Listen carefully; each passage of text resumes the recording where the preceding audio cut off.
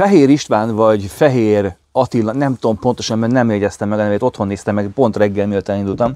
Kérdezte tőlem, hogy a Böker Magnum Hunterline-nal kapcsolatban van-e valami új tapasztalat, mert sehol nem lát róla érdemben fontos és teljes kritikát.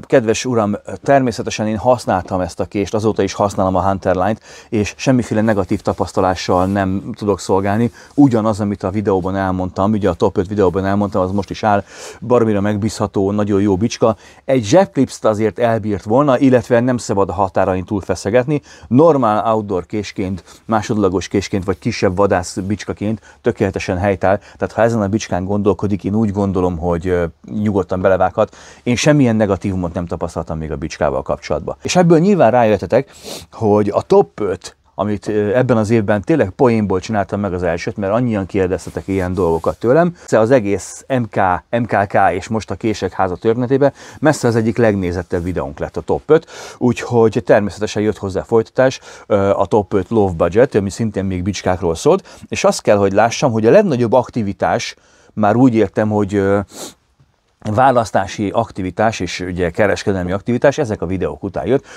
mert nagyon sokan adtatok a véleményemre, amit ezúttal is nagyon szépen köszönök és megtisztel minket. Természetesen a top 5 az maradni fog a kínálatunkba, és most is top 5 videóval fogunk jönni, de még nem a fix késekkel, mert a fix késeket azokat megtartom majd a jövő évre, akkor fogok vele foglalkozni. Most top 5 bicska, méghozzá az év bicskái fognak következni.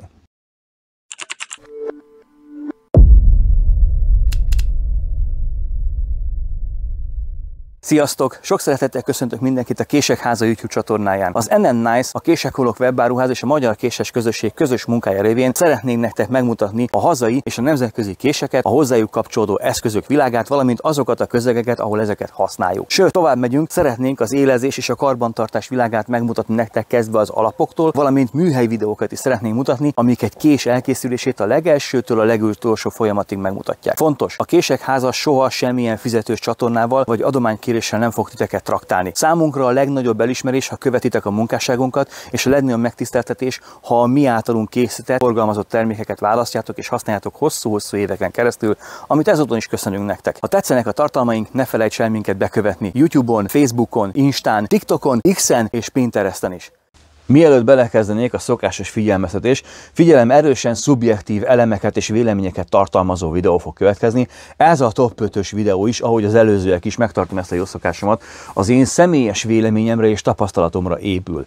Ez azt jelenti, hogy lehet, hogy a kedvencedet, vagy a várt kedvencedet nem fogod megtalálni ezen a listán, nem jelenti azt, hogy akkor a te választásod rossz, pusztán én ezeket a bicskákat preferálom. Ezt mindig tartsátok figyelembe, amikor nézitek ezt a videót, vagy az ilyen típusú videókat. Illetve a komment szekcióban nyugodtan dobjátok be a ti top 5-ötöket, ha van nektek top 5, vagy amire esküsztök, mert ha valaki ezek alapján szeretne felelős döntést vagy választást kicsikarni, akkor nagyon jó segítség neki, hogy megnézze, hogy a videóban mik hangzottak el, és a kommentelők jelentős része milyen bicskákat preferál még vagy másképp, és akkor ő ebből tud egy átlagot vonni, és lehet, hogy könnyebben tud majd dönteni. Oké, srácok, tehát ez lenne a legfontosabb. És a másik pedig az, hogy bár top 5, tehát listát fogok erről állítani, itt mindegyik kategóriában az év bicskáit fogom bemutatni, és ezek között fogok majd még rangsorolni. A fontossági szempontok a következők voltak. Nyilván természetesen a használhatóság, a külcsíny, a minőség, az ár és az árértékarány, ezek mind bele fognak számítani abba, hogy ezeket a döntéseket meghoztam. Az okos bicskák, vagy a multifunkciós bicskák első nekifutásra egy szűk piaci szegmensnek néz ki, de egyébként ez egy tévedés. A régi római multitool bicska is egyébként mutatja, hogy már a bicskák hajnalán is szerettek volna a megalkotók plusz funkciókat beletenni a bicskába, és nem kell egyébként nagyon messzire utaznunk az ókori Rómáig, hiszen Magyarországon is léteztek farvillás bicskák és pároskések és egyéb hasonló, ami egyébként már ennek egy előszele volt, és hát évszázadok alatt nem nagyon változik a külcsíny, mert a magyarok ugye a tradicionális vonalat szeretik erősíteni, de a Kershaw, a CRKT, nagyon sokan próbálnak multifunkciós bicskákat összerakni, sőt a Ruik igen komoly lépéseket tett, meg még a Böker is ezzel kapcsolatban, de ennek a kategóriának véleményem szerint az év késedíj várományosa és a legjobbja a Victorinox. Ezen belül is, ami nekem van, amiről én fogok beszélni, az a Range Grip 57 Hunter. Victorinox évszázadon átívelő kultúrával rendelkezik, és nagyon komoly harcokat kellett vívni a többek között a Wengerrel és sok minden mással is, hogy az a fajta kultusz kiépülhessen a Victorinox köré, ami most van. Több százféle modellje van, szinte minden évfordulóra és ünnepre adnak ki valami limitált, exkluzív megjelenésű bicskát, és valóban hihetetlen rajongótábora van. Srácok, ez a bicska eljutott a Földön mindenhova, ahol ember van, sőt, kijutott a világűrbe is. Én viszonylag későn csatlakoztam a Victorinox Fan klubba. Annak idején választottam ezt a Range Gripet, mert egyébként megtetszett ez a piros-fekete dizájn, rajta a jókora pajzsos logóval, és amikor megkaptam ezt a zsebkést, akkor egyből feltűnt nekem valami, hogy ez egy nagyon precíz munka. Tehát ez a fajta tervezés szerintem valóban egyedülálló. Rengeteg funkciót tartalmaz maga a zsebkés, tényleg, tehát beszélhetünk itt a pengéről, beszélhetünk magáról a fűrészről, zsigerlőpengéről, a csavarhúzóról, a dugóhúzóról, az árról, tehát nagyon sok funkció van benne, és ezek a funkciók mind úgy lettek megalkotva, mind úgy vannak összerakva, hogy elférnek viszonylag kis helyen, tökéletesen egymáshoz passzintva. Nincs egy négyzetcentiméter sem ezen a késen, amit nem az átgondolt tervezés uralna. És ez borzasztóan erőssé teszi a Victorinoxot. Ráadásul tényleg olyan apró dolgokra is figyelnek, ami egyértelműen azt mutatja, hogy a tervezők egyben használók és tapasztalatokat raknak bele. Például, hogy maga a zár, maga a bicska, az ugye zár, minden esetben zár, hogy ez stabilan tudjon tartani. Mondjuk van némi kotyogás, de hát használtam már elég sokat ezt a bicskát. Ez a modell ugye hiába liner lokkos, nem a linert kell visszahajtani, hanem a pajzs megnyomásával lehet csukni. Így egyébként elérhető, hogy ez egy egykezesen használható, nyitható és zárható Victorinox. De olyan dolgokra is ügyeltek, mint például a fűrész, ami egy kicsit túllóg a vége, és ezáltal egy kézzel is könnyedén nyitható dolog, vagy a benne található csavarhúzó, ami elég masszív, és ez egy nekem ez nagyon-nagyon fontos dolog, nekem sok idő kellett, hogy rájöjjek erre a turpiságra. Ezen van egy ilyen nyomózár. A beszáradt, behízott, berohadt csavarokat is úgymond fel lehet lazítani, és amikor ilyenkor elkezdesz feszegetni, előfordulhat, hogy be tud csuklani, meg tud nyaklani ugye ez a kis eszköz rajta. Na most, amikor ezt benyomod, akkor lezáródik, és nem tud becsuklani. Innentől kezdve egy nagyon stabil dolog lesz, és még a markolatpanel is funkciókat rejt. Ugye ilyen a fogpiszkáló, ami egy nagyon hasznos dolog tud lenni, pláne ha valakinek olyan Colgate mosolya van, mint nekem. Illetve a csipesz, ami egy outdoor körülmények között elengedhetetlen dolog, de egyébként máshol is. Tehát én már szedtem ki tengeri sülnek a tüskéjét, szálkát, kullancsot, sőt, ahogy mondtam nektek, a vasútautomatából aprót is, amit beletuszkoltak. És vannak ezek a szlengek, ezek a közhelyek, tudjátok, hogy pontos, mint a svájci óra, meg precíz, mint a svájci bicska. Nos, erre a kifejezésre abszolút rászolgált a Victorinox. És hogy miért mondtam azt, hogy ennek a listának a nagy vesztese? Mert minden egyes legendára leselkedik egy veszély, hogy érkezik egy olyan rivális vetélytárs a semmiből, ami aztán végzetes szöget veri bele a koporsójába. Nos, a Victorinox esetében is az én szememben megtörtént ez a fajta váltás.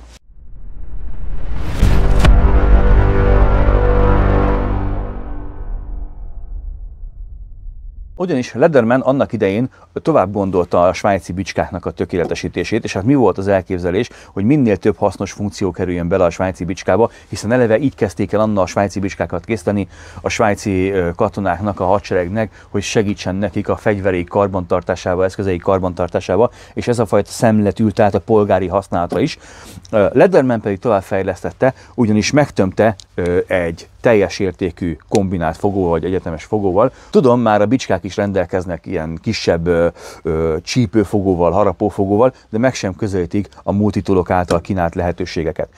És az az igazság, hogy tömegében nagyjából egyeznek, alig van különbség, de míg mondjuk én a Leatherman-t választottam, erre rátehető zsebklipsz, addigra a Victorinoxon ilyen lehetőség nincsen, legalábbis a Range Gripen. És eljutottunk arra a pontra, hogy ezeknek a pengéje már viszonylag kényelmesen használható, sőt, elmondom nektek őszintén, hogy számomra a Victorinox egy kriptonit, ugyanis ennek a bicskának van egyedül olyan élszöge, amivel én nem tudtam megtanulni tollaságot faragni, amit most láttok, az egyébként Victorinox az egyik bestem, az egyik legjobban. Bármivel tudok, csak ezzel nem. Úgyhogy megmondom őszintén, srácok, hogy nálam a Victorinox összes funkcióját kiváltotta a Leatherman, és összességében elérte nálam a multitool hogy a Victorinox ma már inkább polcon meséli a hős történeteit, egyre kevesebbet van nálam. Ez persze semmit nem ront az értékén a bicskának. Mai napig kultusza van, és el kell ismerni, az okos bicskák kategóriában maga a Victorinox a legjobb. Listánk 5. helyén az okos bicskák kategóriában az év bicskája számomra a Victorinox, azon belül pedig a Range Grip 57-es. Az LDC világa nem csak a használhatóság és a kompaktitás jegyében mutatkozik meg, legyünk őszinték, a szépség rabjai vagyunk, a szépség megszállottjai vagyunk. A bicskák tekintetében is szerintem nagyon fontos a külcsíny, illetve az, hogy megdobogtassa az ember szívét.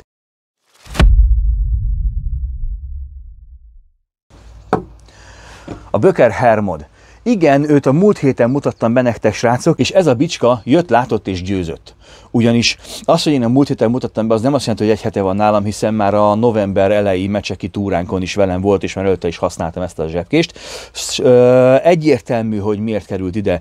Én úgy gondolom, hogy ez most a legszubjektívebb része egyébként a listánknak, az egyik legszebb bicska, amit kiadtak ebben az évben, és számomra egy igazi szerelem, egy igazi zsibbadás, egy bizsergés.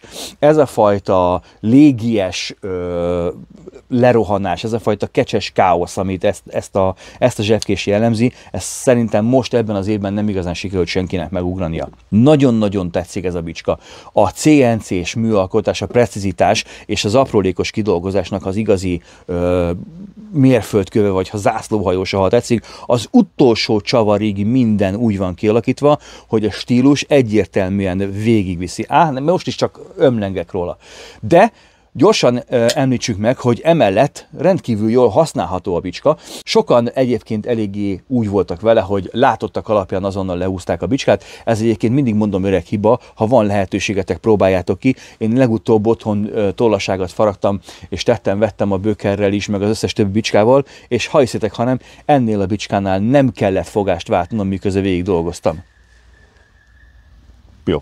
Ennél a bicskánál nem kellett fogást váltanom, tök kényelmesen be tud ülni a kézbe, úgyhogy amit a tesztvideóban elmondtam, azt egy kicsivel most magasabb szintre emelném, baromi jó ez a bicska, nagyon-nagyon kényelmesen meg lehet fogni, engem már ez a zsebklip sem zavar. Ami pedig hozzátartozik még, hogy 31 000 forintos árával a Böker Hermod árérték arányában is egy igen komoly versenytárs. Srácok, amiért 4. helyen van, az az, hogy még viszonylag kevés időt töltött nálam, tehát szeretnék majd mondjuk egy ilyen egyéves távlatban azt mondani, hogy tényleg megéri ezt a pénzt, de az, hogy a Böker az összes top listámon rajta van, ez két dolognak köszönhető. Egyrészt, hogy foglalkozok a Bökerrel, elég sokat foglalkozok a Bökerrel, a másik dolog meg az, hogy a Böker az utóbbi években így megy felfele. Tervezésben, a kooperációkban, sorra, lapra lapot húz, és mindig jól jön ki belőle, a Hermod pedig ennek iskola példája, ezért került a Böker föl erre a listára is, és stabil 4. helyen van, nyitásképpen ez egy nagyon előkelő hely. Ha több időnk lett volna, és tudja ezt nyújtani, amit most nyújtott, akkor megmerem kockáztatni, hogy feljebb is mászhatott volna. A magyar bicskák egy olyan szegmens, amit nem kerülhetünk ki, hogyha magyar top 5-ről van szó. Sajnos a magyar tradicionális ihletésű bicskák nemzetközi vizeken igen gyér megtekintéssel és érdeklődéssel bírnak. Ez egy nagyon nagy szomorúság és szívfájdalom a számomra, mert szerintem ezek bitang jó bicskák, a maguk történelmi hátterével, múltjával és a mögöttük álló szakemberek tudásával és elkötelezettségével együtt. De a mi listánkról nem hiányozhat, és számomra a maskara az, ami az összes tradicionális ihletésű bicskaforma közül a kedvencem, és ezek közül az NN Nice maskara.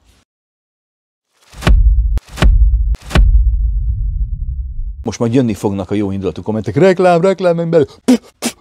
Mielőtt még ebbe belemennénk, az első maskara, amit annó választottam, ez a nagyon régi G10-es maskarája volt az NN Nice-nak. Nem tudom, emlékeztek-e még erre a modellre, amikor ez a kezembe került és elkezdtem használni, akkor még nem voltunk ilyen üzleti megállapodásban az NN Nice-szal, sőt, igazából Attilán kívül nem is ismertem senkit, és engem már akkor megfogott, mert ez az a forma, ami nekem a maskarában a legjobban bejön. Ez a markolati forma, ez az öblös penge forma. Fontos, hogy rengeteg nagyon jó bicska készítő van Magyarországon, és mindenkinek kicsit változik a maskarás formája.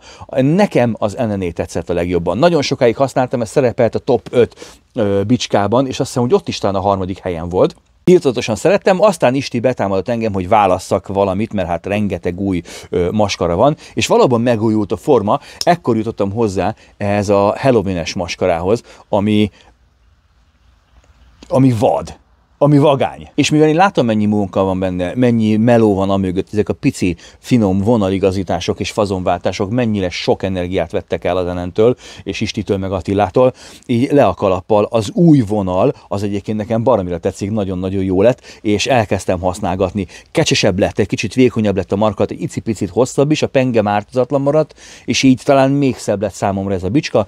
Velem volt, és velem van mindig, egy maskara legalább mindig nálam van, és nagyon-nagyon szeretem, illetve utána, hát most megkaptam, ez viszont már szerelemválasztás volt, mert Isti elkezdett dolgozni a Rich Light-tal is, ami nem kifejezetten a kézi megmunkálás szereti, mert baromi kemény anyag. Ez a bicska már LVL 34 pengével készül, így viszont már egy picivel elugrunk a 41-16-os pengétől, és mondhatjuk, hogy egy elég komoly minőségű maskara kerülhet a kezünkbe, és 39,9, tehát 40 000 forintba kerül a Rich Light RVL pengés maskara, de nagyon sokszor volt olyan akció, olyan lehetőség, hogy ezt a bicskát 29,9-ért meg lehetett szerezni, ami szerintem egy nagyon jó ár. A maskara különben az a forma, ami szerintem az egyik leghasználhatóbb a caklival egyetemben, és a maskarában nagyon-nagyon szépen, ebben a markati formában nagyon-nagyon szépen bele lehet pakolni mindazt, ami a magyar kézművességet jellemzi, ami a szintjét, a tudását és a kreativitását meg tudja mutatni. Nekem ez a maskara, és az NN maskara véleményem szerint az egyik legszebb maskara forma. Én nagyon szeretem, számomra egy elengedhetetlen, most már 2 kis maskara gyűjteményem van, és az a baj, hogy itt nem fogok megállni, mert baromira tetszik a maskara. Nem azt mondom, hogy határok nélküli kés, meg nyilván használhatóságában ésszel kell dolgozni vele, viszont nagyon-nagyon jó, nagyon kezes jószág tud lenni. Az élszög, amit Isti egyébként ráhúz, és ezt már rutinból teszi rá, szerintem baromi jó. Ezen a listán a magyar tradicionális bicskák, illetve a magyar tradicionális ihletésű bicskák a 3. helyre kerültek, és ebből számomra a top az NN maskara. Ha egyszer akartok, gyertek el Érdre, nézzétek meg, kézben tegyetek vele próbát, szerintem megéri.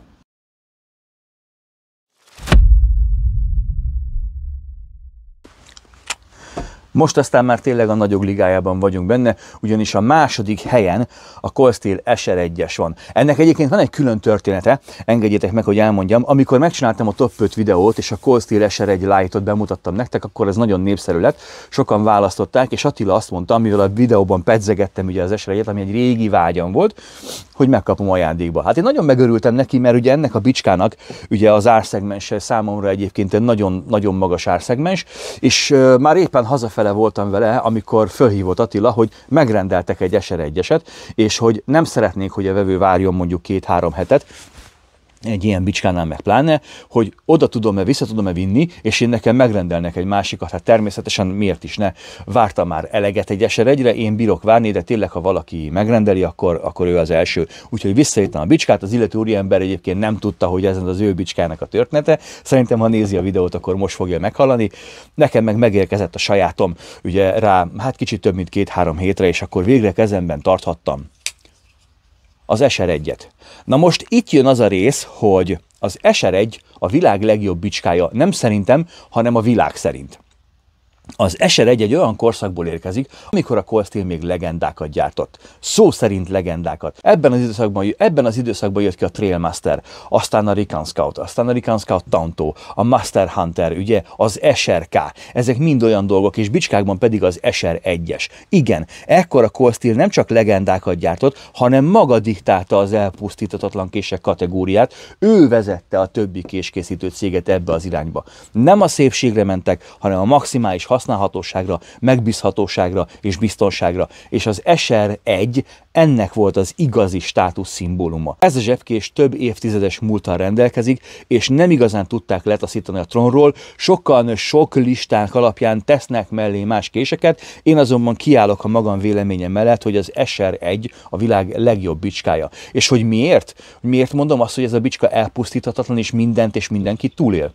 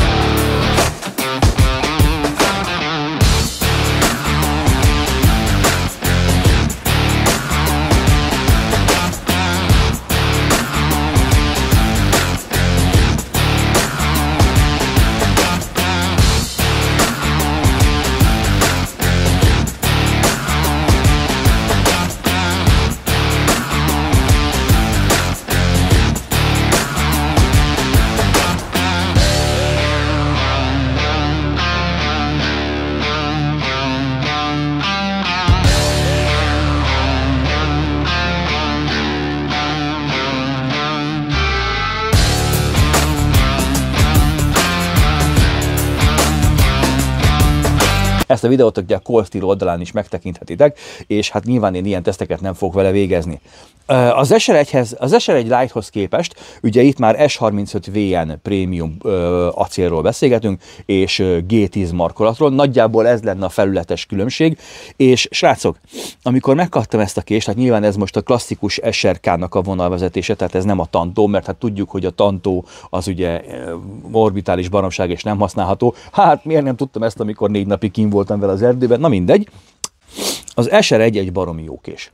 Alapból olyan él van rajta, hogy nézzétek, hát látjátok a felvételt, azonnal tudok vele differenciált tollaságot faragni, rajta van mindenen. Van az a kötél, amit szoktam vágdosni, ez egy hajózáshoz árusított kötél, elég masszív kötélről van szó, szintetikus kötél, viszont amikor már 4-et össze kell fogni, azt már tényleg vágó teljesítmény kell, elég sok bicska is meg tudja csinálni, de olykor megnyeklik az árszerkezet. Nos, az SR1-jel 8 kötelet lazán át tudtam vágni, és nincs rajta a felvételen, de 12 kötéllel is megpróbálkoztam, és a 12 összetrakott kötelet is át tudta vágni. Irdatlan erős, nagyon jó, nagyon megbízható bicska, nagyon-nagyon szeretem. Jó érzés egyébként, hogy a legenda, tehát az ikon a kezemben van. Egyébként a Cold Steel SR1-jel részletesen fogunk foglalkozni a legendás kések következő szériájában, ami ugye 2025-ben fog debütálni, és olyan játékosok lesznek benne, mint az SR1, vagy az SC5, és még sorolhatnám tovább, ugye ezen most jelenleg is dolgozunk. És ha ez ennyire fantasztikus zsebkés, akkor miért a második helyen van?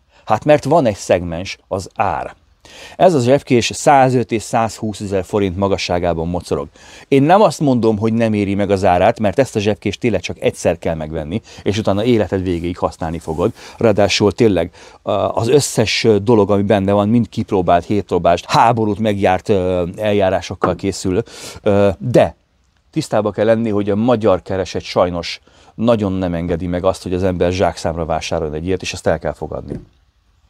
Éppen ezért nem lehet első helyen, hiszen ha valaki összegyűjti ezt a pénzt, nagyon meggondolja, hogy ezt a bicskát vegye ki a zsebéből, mert legyünk őszinték, azért a Cold Steel SR1 nem egy szép kés. Nekem az, de egyébként nem egy szép kés. Tehát a Böker Hermod agyonveri, a maskarák agyonverik, nem egy szép kés. Attila is mondta benne, hogy nem érte, hogy mit teszek ezen a késen, hát egy bűnronda kés.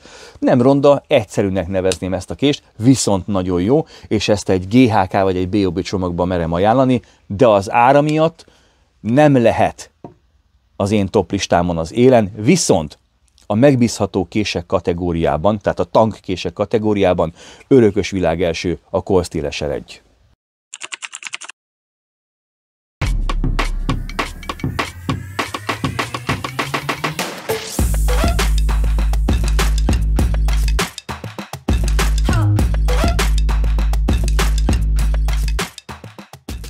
És akkor elérkeztünk a number one-ok number one-jához. Az év bicskái között is a legjobbhoz. A Kudu. Így van. Véleményem szerint ez a bicska kerül az első helyre. Ő volt a Low Budget bicska nyertese is, és nem is volt kérdés, hogy szerintem a legjobb évbicskája díjat is meg fogja kapni. Srácok, amikor a Low Budget videó kijött, soha annyi bicskát nem rendeltek még hirtelen rövid idő alatt, mint a Kuduból, és amiket visszajelzéseket kaptunk, mindenki meg volt vele elégedve. Akkor nézzük, hogy miért is tettem őt az első helyre.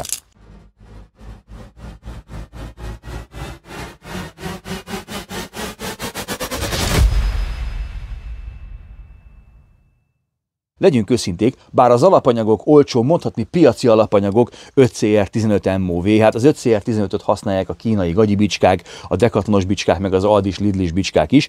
Na most, itt az 5CR15 MOV van, és rendkívül jó értékeket hozott ki belőle a Cold Steel, a markolat pedig egy polipropilén, egy fröccsöntött műanyag, és ha megnézitek ezt a bicskát összességében, ez a bicska szép. Tehát könyörgöm, ott a Mora és az összes többi, aki ugyanúgy használja ezeket a polipropilén meg fröccsöntött markolatokat, miért nem lehet azt szépen kialakítani egy olcsó késen? Lehet. Lehet. A Cold Steel megcsinálta. Tessék, itt van. Ez az zsebkés úgy, ahogy van, tökéletesen magánhordozza a Kudu formajegyeit, kecses, elnyújtott, igazán elegáns bicska tud lenni.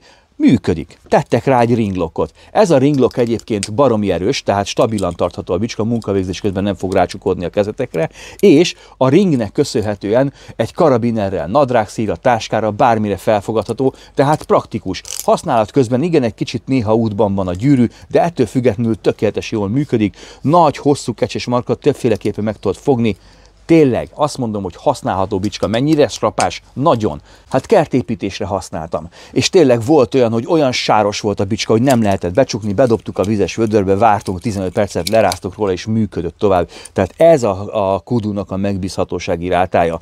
És mindezt 6600 forintért nyújtja. Tehát lehet olcsón jót adni, csak oda kell rá figyelni. Nyilván egy cég nem tud rögtön ezzel kezdeni, ehhez a Coldsteel-nek rengeteg ikonikus modellt meg kellett alkotnia, hogy a legnagyobb között legyen, de évek óta, sok hosszú év óta a Coldsteel kiemelt figyelemmel foglalkozik a Kuduval, és igen, szerintem az egyik legjobb low budget árérték arányú bicska. Mondom még egyszer, szerintem szép, jól használható, strapás bicska, biztonságos, és pár ezer forint, 6600 forint, ezt a pénzt a legtöbb ember ki tudja adni, és aki ezt a bicskát megveszi, garantáltan nem fog mellé fogni. És mivel ezek a szegmensek mind egyben testet öltenek a Coldsteel Kudunál, ezért számomra nem csak az év low budget bicskája, hanem az év bicskája is, hiszen ezt a bicskát a mai napig még használom. És egyébként az nagyon fontos dolog, hogy mivel 3200 forintért vettem ezt a darabot, ami a kertépítés minden túlért, ennek megvolt az a keresztje, hogy tudjátok, nem foglalkoztam vele igazán. Nyúztam, odadobtam, nem érdekelt, tönkre megy, most mit tudom én, kibír fél évet, tönkre megy, akkor veszek egy másikat. Nem ment tönkre. Tehát ez sokkal keményebb teszteket kapott az élettől, mint az összes többi felsorakozott versenyző. Már a 100%-kal drágább lett, 6006, de így is elenyésző összegről beszélgetünk. Srácok, ha tetszett nektek ez a videó, akkor mindenféleképpen jöhet a like. Mondom még egyszer, ne felejtsétek el a komment szekcióba leírni a ti favoritjaitokat, és hát ha valamelyikre kedvet kapok, és ki fogom próbálni. Ha pedig még nem tettétek meg, iratkozzatok fel, hívjatok ismerőst, iratkozzon fel ő is, és találkozunk nem sokára. Jók legyetek, sziasztok!